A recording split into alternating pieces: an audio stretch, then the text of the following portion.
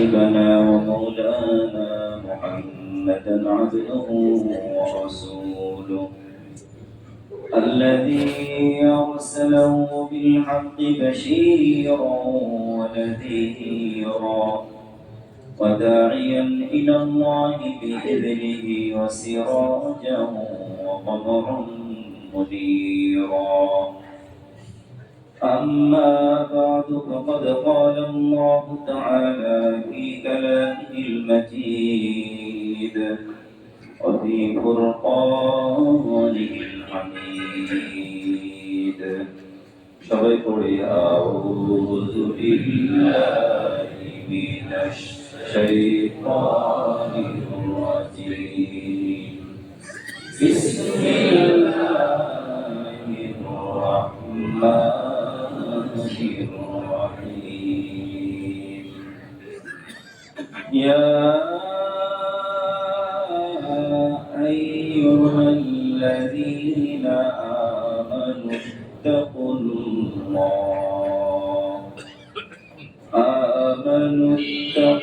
الله حق تقاته ولا تموتن إلا وأنتم مسلمون.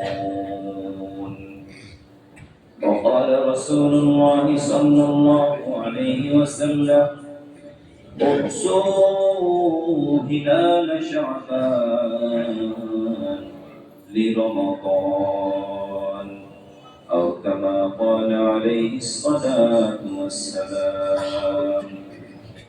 إن الله وملائكته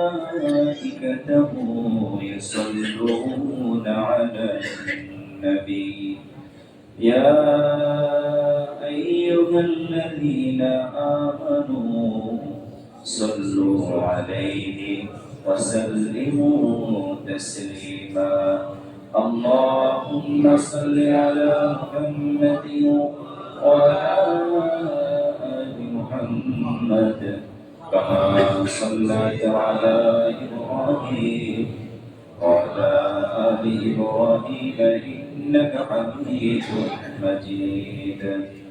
اللهم بارك على محمد وعلى آل محمد كما باركت على إبراهيم وعلى آل إبراهيم إنك حميد مجيد. بلغ العلا بكماله كشف الدجى بجماله حسبت جميع خصاله صلوا عليه وآله। মুআজ্জাজ মুহতারাম সম্মানিত মুসল্লিয়ানে কিরাম, সর্বপ্রথমে আল্লাহ রাব্বুল আলামিনের শুকরিয়া জ্ঞাপন করছি যিনি আমাদেরকে রমজান পূর্বের যে মাসটি অত্যন্ত গুরুত্বপূর্ণ একটি মাস, শাবান মাসের আজকের প্রথম জুমা এবং শাবান মাসের তৃতীয় দিন অর্থাৎ ৩ তারিখ, আজকের এই পবিত্র জুমার দিনে যে আল্লাহ তাআলা আমাদেরকে তার ঘরে আসার তৌফিক দিলেন, সেই মহান মুনিবের দরবারে তারই দেওয়া জবান দিয়ে তাদের শেখানো ভাষায় কালিমাতে শুকর আদায় করে সবাই পড়ছি আলহামদুলিল্লাহ। রব্বানা লাকাল হামদ হামদান কাসীরান তাইয়িবান মুবারাকান ফীহি ইয়া রাব্বি লাকাল হামদু কামা ইয়ানবাগি بجلال وجهك وعظيم سلطانك। আমরা প্রশংসা করলাম কার? সর্ব অবস্থায় সকল প্রশংসার একমাত্র মালিককে। সাথে সাথে আমরা আমাদের প্রিয় নবীর উপরে একবার দুরূদ শরীফ পড়ি সাল্লাল্লাহু আলাইহি ওয়াসাল্লাম। সম্মানিত মুসল্লিয়ানে কিরাম, শাবান মাস শুরু হয়েছে, অল্প কিছুদিন পরেই রমজান শুরু হবে ইনশাআল্লাহ। ইতিমধ্যে রজব মাস বিদায় নিয়েছেন। রজব মাসের শুরুতেই আমরা দোয়া করেছি শাবান এবং রজব আল্লাহ তাআলা যেন আমাদের সবার জন্য বরকতময় করে দেন, এবং আমাদের হায়াতকে আল্লাহ তাআলা যেন রমজান পর্যন্ত বাড়িয়ে দেন। নবীজি বলেন, রজব শাহরুল্লাহ ওয়া শাবান শাহরি ওয়া রমাদান শাহরু উম্মতি।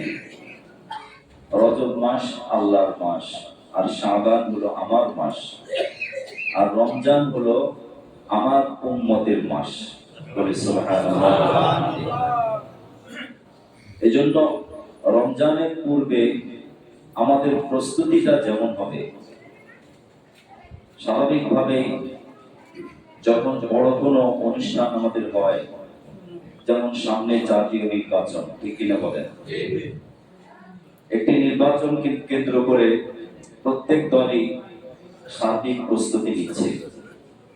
সবাই প্রস্তুতির পর্বে যার যার যতটুকু গ্যাপ আছে, যতটুকু অপূর্ণতা আছে, একজন মানুষের মন জয় করার জন্য যা যা করা দরকার ভোটের আগে সবাই সেটাই করার চেষ্টা করছে, ঠিক কিনা বলে? আল্লাহ রাব্বুল আলামিনের সন্তুষ্টি অর্জনের লক্ষ্যে আমরা যদি রজব এবং শাবানকে আমাদের প্রস্তুতির জন্য, রমজানের রোজা রাখার জন্য, আল্লাহ পাকের নৈকট্য হাসিলের জন্য, রজব মাসে যেই আমলের জমিনকে আমরা কি দিয়েছি, চাষ দিয়েছি, সেই জমিনকে এখন শাবান মাসে আমরা বীজ বপন করব, আমলের বীজ। এরপরে রমজানে সেই বীজ থেকে যখন ফসলে পত্র পল্লবে আমাদের আমলটা সাজানো থাকবে, সেই সাজানো গোছানো সজ্জিত আমল আমরা পৌঁছাবো কার কাছে? আল্লাহ রাব্বুল আলামিনের কাছে। এই কারণে শাবান মাসটা রমজান এবং রজবের মাঝামাঝি হওয়ার কারণে আমাদের মধ্যে অনেকের গাফিলতি, অমনোযোগিতা এবং অলসতা চলে আসে। আমরা মনে করি রজব তো বিদায় নিয়েছে, শাবান মাসে আমরা একটু ইচ্ছা মতো চলি, একটু বাজার সদাই করি, খেজুর ছোলা নানা ধরনের বাজারে আমরা একটু ব্যস্ত হয়ে পড়ি। এছাড়া এখন নির্বাচনকালীন ব্যস্ততা তো আছেই। নবীজি সাল্লাল্লাহু আলাইহি সাল্লাম এটা তিনি জানতেন যে আমার উম্মতেরা এই শাবান মাসকে গাফলতি করে কাটাবে, অলসতা করে শাবানকে বিদায় দিবে। এজন্য তিনি শাবান মাসে বেশি পরিমাণে রোজা রাখতেন, সাহাবা আজমাইনদেরকে রোজা রাখার জন্য নির্দেশ দিতেন। প্রখ্যাত সাহাবী হযরত উসামা ইবনে যায়েদ রাদিয়াল্লাহু তাআলা আনহু নবীজির লাগাতার রোজা রাখার কারণ জিজ্ঞেস করলেন। নবীজি বললেন যে ফিহি শাহরুন যাকা শাহরুন ইয়ানফালুন নাসু বাইনা রজব ওয়া শাবান। এই শাবান মাস এমন একটা মাস যে মানুষ রজব এবং রমজানের মধ্যবর্তী হওয়ার কারণে খুবই গাফেল হয়ে যায়, অলস হয়ে যায়, অন্য মনস্ক হয়ে যায়। এজন্য আমি বেশি পরিমাণে এই মাসে রোজা রাখি, এই মাসে আমলের মাত্রা বাড়িয়ে দেই, এবং এই মাসে আমার আমল করার অন্যতম আরেকটি কারণ হলো তুরফা আমালু ইবাদুল্লাহ ফিহি শাহর। এই মাসেই বান্দার আমলগুলো আল্লাহ রাব্বুল আলামিনের সামনে উপস্থাপন করা হয়, আল্লাহর কাছে এই আমলগুলো পেশ করা হয়। ওয়া আনা আহাব্বু আন আরফা আমালি ওয়া আনা সাইমুন। আমি এটা পছন্দ করি, আমি ভালোবাসি, আমি মহব্বত করি যে আমার আমলগুলো আল্লাহ রাব্বুল আলামিনের কাছে এমন অবস্থায় উপস্থাপিত হবে যে আমি রোজাদার। জোরে বলেন সুবহানাল্লাহ। কোন ব্যক্তি যদি রোজা রাখে, রোজাদার অবস্থায় যদি তার আমলনামা আল্লাহ রাব্বুল আলামিনের কাছে পেশ করা হয়, ওই ব্যক্তি ভাগ্যবান নাকি যে রোজাদার নয়, তার আমল আল্লাহর কাছে পেশ করা হয়। কোন ব্যক্তি? যে ব্যক্তি রোজা রাখছে সারাদিন উপবাস থেকে আল্লাহ রাব্বুল আলামিনের ইবাদতে নিজেকে নিয়োজিত রেখেছে, এমন ব্যক্তির আমলটা আল্লাহর কাছে সন্তুষ্টির কারণ হতে পারে। এই জন্য নবীজি বলেন, আমি রোজা রাখি এই কারণে শাবান মাসে যেহেতু বান্দার আমলটা বিশেষভাবে আল্লাহ রাব্বুল আলামিনের কাছে পেশ করা হয়, আমার আমলটাও যেন রোজাদার অবস্থায় আল্লাহর দরবারে পেশ করা হয়। এটা আমরা চাই কি চাই না? আমরাও চাই শাবান মাসকে আমরা অবহেলায় কাটাবো না। এজন্য অনেক মুহাদ্দিসিন কিরাম এই শাবান মাসের ব্যাখ্যা করেছেন। শাবান লিখতে 5টি অক্ষর ব্যবহার হয়। কয়টা অক্ষর? 5টি অক্ষর ব্যবহার হয়। এই 5টি অক্ষরকে তারা 5টি অক্ষরকে 5টি শব্দ 5টি অর্থ ব্যবহার করেছে।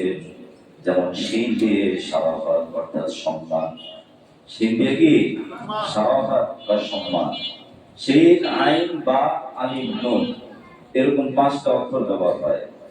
তো শিন দিয়ে অর্থ করেছেন শারাফাত বা সম্মান, আইন দিয়ে আরাফাত অর্থাৎ আল্লাহর সাথে পরিচয়,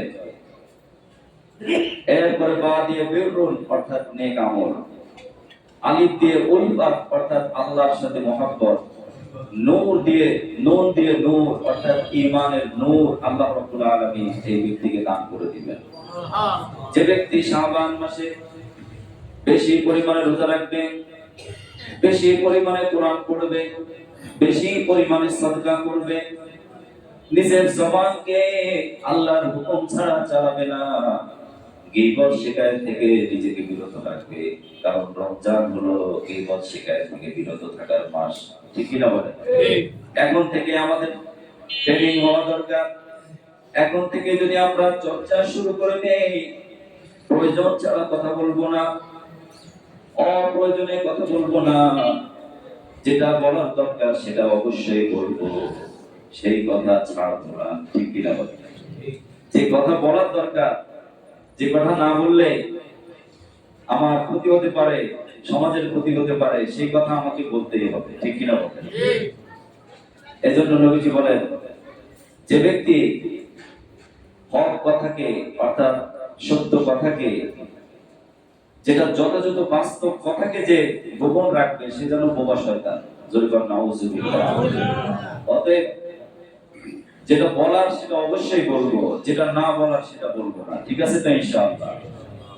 এজন্য এই শাবান মাসকে নবীজি বেশি পরিমাণে রোজা রেখে কাটাতেন। সাহাবায়ে ইসমাইলদের মধ্যে রোজার চর্চা শুরু হয়ে যেত এবং দান সাদকার পরিমাণ বাড়িয়ে দিতেন। নিজের জবানকে কন্ট্রোল করতেন। জবানের মালিককে আমাকে কথা বলার যিনি শক্তি দিলেন তিনি কে? আল্লাহ তাআলা দেওয়া শক্তি ছাড়া কি আমি কথা বলতে পারতাম? আমরা বলতে পারতাম? যে আল্লাহ আমাকে কথা বলার শক্তি দিলেন, যে আল্লাহ আমাকে বাক স্বাধীনতা দিলেন, সে আল্লাহ রাব্বুল আলামিন বললেন, ইয়া আইয়ুহাল্লাযীনা আমানু কুলু কাওলান সাদীদা। হে বিশ্বাসীগণ, তোমরা কথা বলো, ন্যায়সঙ্গত কথা, সাদীদা মানে সিধা কথা বলো, আঁকা বাঁকা বক্র অথবা সত্যের সাথে মিথ্যাকে সংমিশ্রণ করে কথা বলো না। রজব মাস গেল, শাবান মাসের আজকে প্রথম জুমা, 3 তারিখ শুরু হলো। ফেব্রুয়ারির 3 তারিখে হয়তো লাইলাতুন নিসফি মিন শাবান হতে পারে, দিবাগত রাতে। ঠিক না? এজন্য আমরা এই শাবান মাসকে প্রত্যেকটা দিন গণনা করে রাখবো। যেমন ইতিমধ্যে গণনা করার অভ্যাস বাংলাদেশে আগেও ছিল। প্রত্যেকটা জায়গায় জায়গায় দেখতাম গণনার একটা যন্ত্র থাকতো যে আর কতদিন বাকি আছে, হয়তো সবার মনে আছে।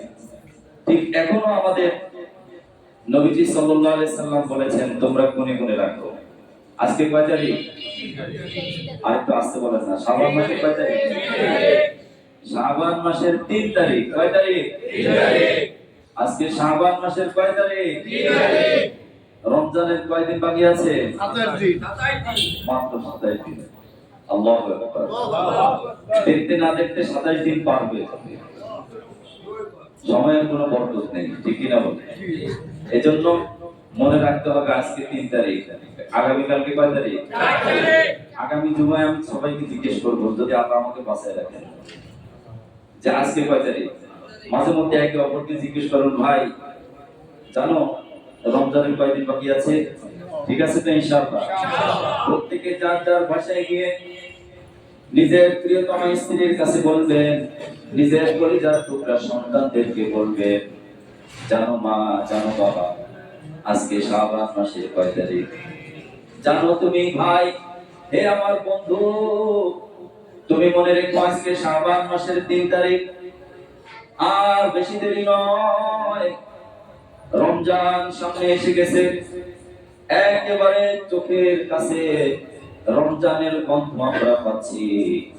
আল্লাহর মাস, কুরআন নাযিলের মাস, গুনাহ মাফের মাস, রহমতের মাস, মাগফিরাতের মাস, জাহান্নাম থেকে মুক্তির মাস। সেই মাসকে আমরা অবহেলা করে কাটাবো না ইনশাআল্লাহ। এজন্য এখন থেকে যদি আমাদের প্রস্তুতিটা যদি পুরোপুরি থাকে, ওই সময় আমাদের অপমান হতে হবে না। শেষ রাতে আর আমাকে কেউ ডাকতে হবে না। দীর্ঘ সময় দাঁড়িয়ে নামাজ পড়তে আমার কষ্ট হবে না, রোজা রাখতে কষ্ট হবে না, সাদকা করতে কষ্ট হবে না, জবানকে কন্ট্রোল করতে কষ্ট হবে না। এখন যদি আমি লাগাম ছাড়া চলি, শাবান মাসকে যদি গাফেল অবস্থায় কাটায় দেই, তাহলে ওই সময়টা আমার জন্য কি হবে? কঠিন হয়ে যাবে, অনেক কঠিন হয়ে যাবে। নবীজি সাল্লাল্লাহু আলাইহি সাল্লামের কলিজার টুকরা, তার একান্ত প্রিয় সহধর্মিণী আম্মা জান হযরত আয়েশা সিদ্দিকা রাদিয়াল্লাহু তাআলা আনহা, তিনি সকল নারীকুলের সম্রাজ্ঞী, জান্নাতের সকল নারীদের সর্দারিনী। হযরত আয়েশা সিদ্দিকা রাদিয়াল্লাহু তাআলা আনহা আফদালুন নিসা, পৃথিবীতে যত নারী আছে সকল নারীদের সেরা মুক্তি হলে হযরত আয়েশা সিদ্দিকা। বলি সুবহানাল্লাহ। তিনি একটি হাদিস বর্ণনা করেন যে আমি একবার লাইলাতুল নিসফি মিন শাবানে আমি দেখলাম আমার বিছানায় আমার প্রিয় মানুষটা নেই। আমি তখন চিন্তা করলাম, মনে হয় তিনি অন্য কোনো স্ত্রীর ঘরে গিয়েছেন। আমি বিছানা ছেড়ে আমার প্রিয় মানুষটাকে খুঁজতে বের হলাম। খুঁজতে খুঁজতে আমি কোনো ঘরে না পেয়ে দেখলাম আমার প্রিয় মানুষটা জান্নাতুল বাকিতে কবরের সামনে দাঁড়িয়ে তিনি চোখের পানি ছাড়ছেন আর আল্লাহর কাছে দোয়া করতেছেন।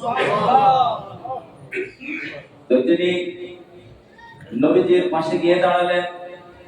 নবীজি বুঝতে বাকি রইল না, তার পাশে দাঁড়িয়ে আছেন সহধর্মিণী হযরত আয়েশা সিদ্দিকা। নবীজি হযরত আয়েশাকে বললেন, হে আমার আয়েশা, তুমি কি মনে করো আজকে এই রাতে তোমার হক আমি নষ্ট করেছি? তিনি বললেন যে না, আমি এটা মনে করি নাই, আমি ভেবেছিলাম আপনি মনে হয় অন্য কোনো স্ত্রীর ঘরে গিয়েছেন। হযরতে আয়েশা সিদ্দিকার কথা শুনে নবীজি বললেন, আজকে এমন একটি রাত, যে রাতে আল্লাহ রাব্বুল আলামিন পৃথিবীর সকল পাপীদেরকে maaf করে দেয়। মানুষের গুনাহ যদিও বনি কাল গোত্রের যত প্রাণী রয়েছে, সমস্ত প্রাণীর গায়ে যত পশম রয়েছে, এই পশম পরিমাণ গুনাহ যদি কোনো ব্যক্তির থাকে, এই রাতে যদি সে চোখের পানি ছেড়ে দিয়ে আল্লাহর কাছে ক্ষমা চায়, আল্লাহ রাব্বুল আলামিন তাকেও maaf করে দেন। দুটি শ্রেণীর মানুষকে আল্লাহ রাব্বুল আলামিন মাফ করেন না। এক নম্বর হলো মুশাহিদ, আরেক নম্বর হলো মুশরিক। যে ব্যক্তি মানুষের সাথে সব সময় শত্রুতা করে, মানুষের সাথে হিংসা করে, হিংসা বিদ্বেষ পোষণকারী, এবং যে মুশরিক আল্লাহর সাথে শিরক করে, এই দুই শ্রেণীর মানুষ দ্বারা আল্লাহ রাব্বুল আলামিন এই রাতে সকল গুনাহগারদেরকে মাফ করে দেন। আল্লাহু আকবার।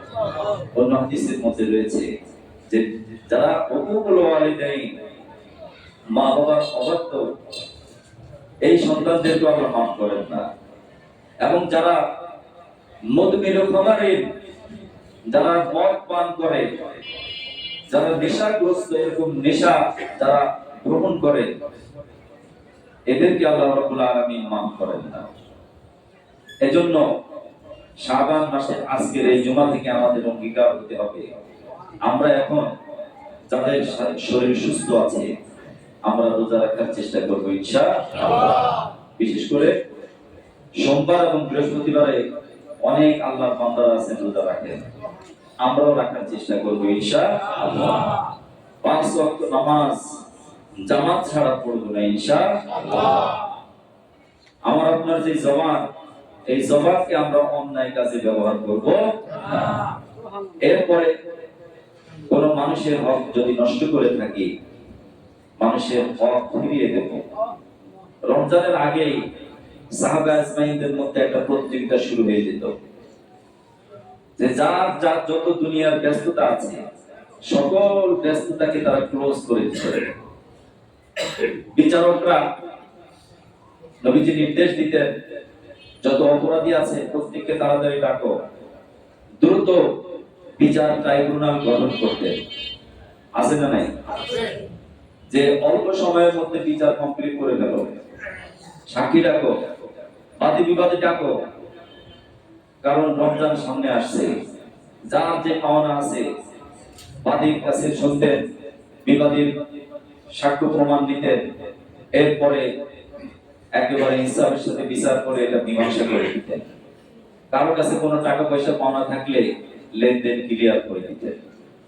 কারোর সাথে কোনো শত্রুতামি থাকলে একে অপরের সাথে মাপ চেয়ে নিতেন যে ভাই যা হয়েছে, সামনে আমরা রমজানের জন্য প্রস্তুতি নিচ্ছি, ভাই আপনি আমাকে আপাতত মাফ করে দেন, যা হবার আল্লাহ যদি বাঁচায় রেখে পরে হবে ইনশাআল্লাহ। এরকম সাহাবা আজমাইনদের মধ্যে রমজানের প্রস্তুতি শুরু হয়ে যেত। এজন্য মুরব্বী বাবাজিরা যারা আছি, আমরা যারা যুবক আছি, আমরা যারা সর্বসাধারণ মানুষ আছি, আমরা যারা মুসলমান আছি, নির্বাচনের জন্য যে প্রস্তুতি এখন পার্টিরা নিচ্ছে তাদের থেকে আমাদের শিক্ষা। তারা যে পরিমাণ নির্বাচনের জন্য প্রস্তুতি নিচ্ছে তার চাইতে রমজানের জন্য প্রস্তুতি কম না বেশি? আরেকটু আসতে কম না? কারণ এই নির্বাচন হয়তো হয়ে যাবে, আপনার আমার কাঙ্ক্ষিত দল হয়তো নির্বাচিত হবে। আমরা যে দলকে যাকে সাপোর্ট করি, যাদেরকে মহব্বত করি, আমার আপনার মহব্বতের দল হয়তো হতেও পারে, নাও হতে পারে। তবে আপনার আমার একটা রায়ের মূল্য আছে, আছে না নাই?